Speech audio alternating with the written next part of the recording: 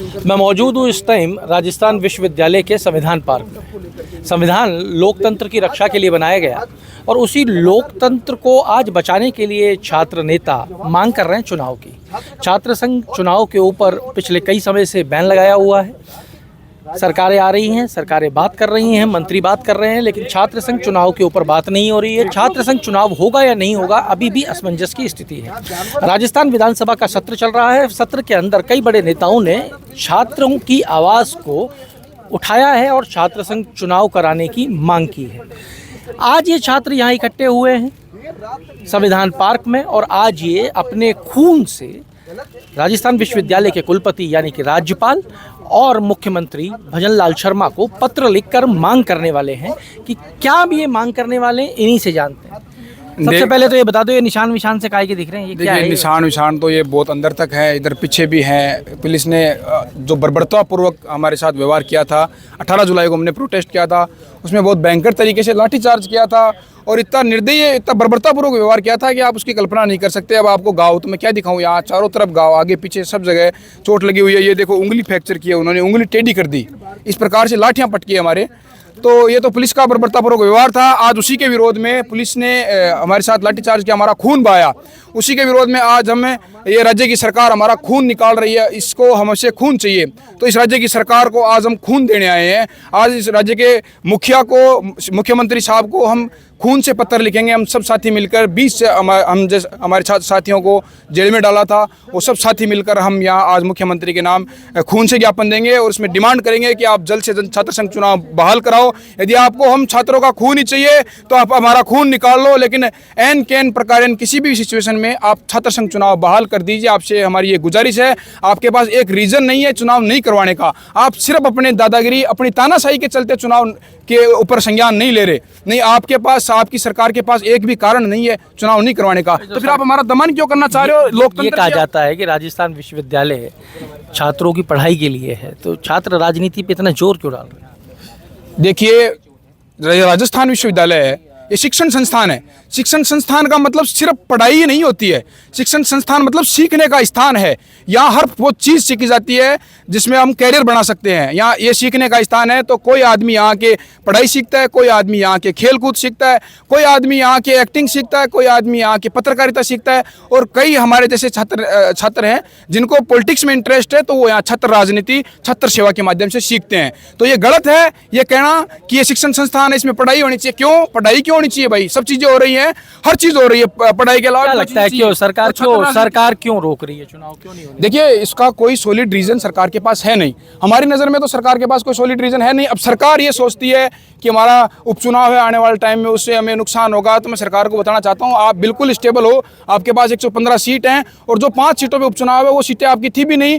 और यदि आप ऐसे ही बकवास करते रहे, छात्र संघ चुनाव नहीं करवाए, तो जैसे कांग्रेस की सरकार को जड़ से उखाड़ के फेंकने का काम इस छात्र ने किया है, क्योंकि आपने उस समय चुनाव बंद किए थे। हमने आपको चेताया था, तो हमने इनको कांग्रेस को जड़ से उखाड़ के फेंका है यहाँ से। तो ऐसे यदि बीजेपी सरकार ने यदि बकवास की, छात्र संघ चुनाव समय पे नहीं करवाए, तो इनको भी उखाड़ के फेंकने का काम करेंगे और आने वाले टाइम में जल्दी उपचुनाव है, 5 की 5 सीट क्लीन स्वीप करेंगे इस बीजेपी सरकार यदि चुनाव नहीं करवाए तो। देखो, ये आप हाथ में देख सकते हो, ये कैथेटर लेके पूरी व्यवस्था लेके तैयार खड़े हैं और ये अपने खून से चिट्ठी लिखकर मुख्यमंत्री को भेजने वाले हैं। क्या है आज, क्यों ये खून से चिट्ठी विट्ठी लिखी जा रही है? देखो, खून से चिट्ठी एक क्रांतिकारी संदेश है इस युवाओं का, कि जिस तरीके से ये राजस्थान विश्वविद्यालय के अंदर हम परसों के दिन देखते हैं कि लाठीचार्ज जो इन्होंने किया, जिस तरीके से उन्होंने पिछले राजस्थान विश्वविद्यालय के मुख्य द्वार के अंदर लोगों को, छात्रों को पीटा, जिस तरीके से उनके हाथ टूटे, सरकार किस तरीके से तानाशाह रवैया के अंदर वो लड़ाई लड़ती रहेगी।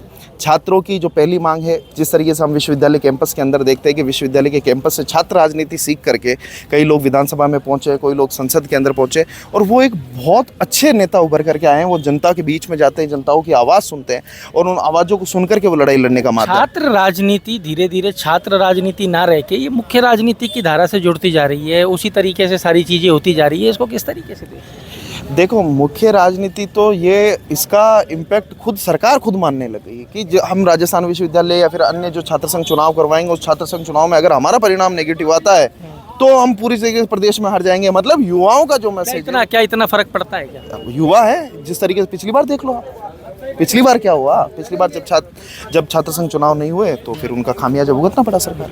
अभी आज ये चिट्ठी लिख के क्या लग रहा है कि कितना इसका बेनिफिट मिल जाएगा? देखो, अगर समझेंगे, दर्द समझेंगे, खुद तो नॉमिनेटेड है, कैसे वो इलेक्शन के माध्यम से चुन करके आए, लेकिन वो सरकार के एक नुमाइंदे टाइप में रहे।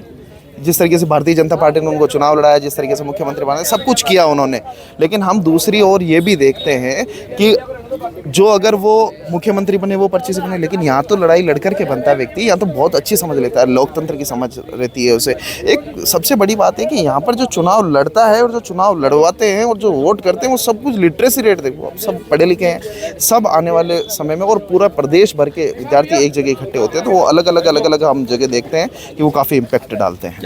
छात्र चुनाव के अलावा किसी और चीज़ पे कॉम्प्रोमाइज़ किया जा सकता है क्या? नहीं, छात्र संघ चुनाव का कॉम्प्रोमाइज़ किसी से नहीं हो सकता है। वो एक तरीके से देखा जाए तो एक्टिविटी है। जिस तरीके से हम बात करते हैं कि विश्वविद्यालय के अंदर विद्यार्थी पढ़ना सीखता है, खेलना सीखता है, बोलचाल सीखता है, आचरण सीखता है, उसी तरीके से एक देश की जो हमारा देश है वो एक लोकतांत्रिक देश है, और उस लोकतांत्रिक देश में हम सबसे जो ज़्यादा अहमियत मानते हैं वो लोकतंत्र की मानते हैं, वो चुनाव की मानते हैं। और वह चुनाव प्रणाली वो विद्यार्थी विश्वविद्यालय से सीखता है, अपने कॉलेज से सीखता है, प्रशासन से बात करने का, प्रशासन को अपनी मांगे मनवाने की लड़ाइयाँ जो सीखता है, जो उसकी पहली क्लास है, वो ये क्लास यही होती है। पहली क्लास जो है राजनीति की वो यहीं से शुरू होती है, कॉलेज से शुरू होती है, और छात्र राजनीति से वो पहला अध्याय सीखता है और आगे बढ़ता है। यहाँ पे देखिए, ये पूरा इंतजाम करके बैठ गए हैं और अभी यहाँ पे शुरू होगा। भाई, नाम क्या है आपका? मेरा नाम किशोर चौधरी है, मैं भारतीय राष्ट्रीय छात्र संघ। ये परसों के दिन हम राजस्थान विश्वविद्यालय के मुख्य द्वार पर प्रदेश की सरकार को चेताने के लिए हमारे प्रदेश के अंदर छात्र संघ चुनाव की बहाली को लेकर शांतिपूर्ण तरीके से हम हमारी मांग को रख रहे थे। इस प्रदेश की भ्रष्ट सरकार ने, इस प्रदेश की पर्ची सरकार ने हमारे पे जिस तरीके से पुलिस को आगे करके हमारे पे लाठीचार्ज करवाया, जिसका परिणाम आप देख रहे हो।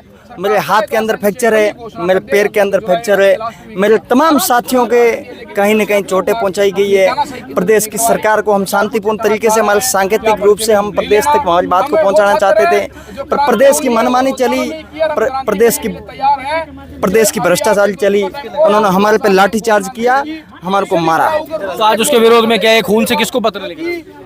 परसों प्रदेश की सरकार ने पुलिस को आगे करके हमारे शरीर का रक्त बहाया।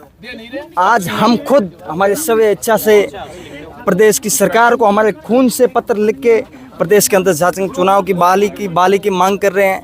प्रदेश की सरकार को हम खून से पत्र लिख के इस बात को बता देना चाहते हैं कि हम प्रदेश की सड़कों पे भी संघर्ष कर सकते हैं। और अब नहीं छात्र हैं, ये आप देख सकते हैं। देखिए किस तरीके से यहाँ पे खून निकालना शुरू हो चुका है, या ये छात्र जो है वो अपना खून देकर अभी उस खून से पत्र लिखेंगे, और ये पत्र लिखा जाएगा मुख्यमंत्री को। मांग केवल एक है कि छात्र संघ के चुनाव कराए जाएं, छात्र संघ चुनाव जो लंबित है उन के लिए हाँ की जाए, और इनकी मांग के ऊपर ध्यान दिया जाए, क्योंकि विधानसभा में भी कई बार मुद्दा उठने के बाद भी कोई अब तक ठोस आश्वासन सरकार की तरफ से इन छात्रों को नहीं मिला है।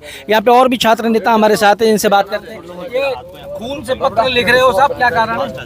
देखिए, हमने सरकार को पहले पेन से चिट्ठियां लिख के देख ली, इनके कानों में जूं नहीं रेंग रही है। अब खून से राजस्थान विश्वविद्यालय का प्रत्येक छात्र ये कहना चाहता है कि खून बहा के हम चिट्ठी लिख रहे हैं, जल्द से जल्द छात्र संघ के चुनाव बहाल करने होंगे। देखिए, ये संविधान पार्क के अंदर मौजूद है।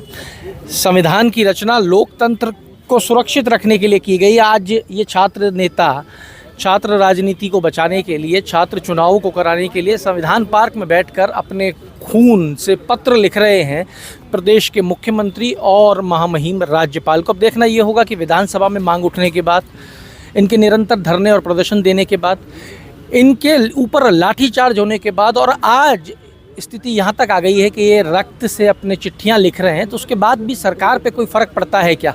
क्या इस बार छात्र संघ के चुनाव होंगे? क्या सरकार इस बार छात्र संघ चुनाव कराने का फैसला लेगी, और लेगी तो कब तक सरकार ये फैसला लेगी? अगर आप ये वीडियो YouTube पर देख रहे हैं तो हमारे चैनल को सब्सक्राइब करें और बेल आइकन को दबाना ना भूलें। अगर आप Facebook पर ये वीडियो देख रहे हैं तो हमारे पेज को लाइक करें।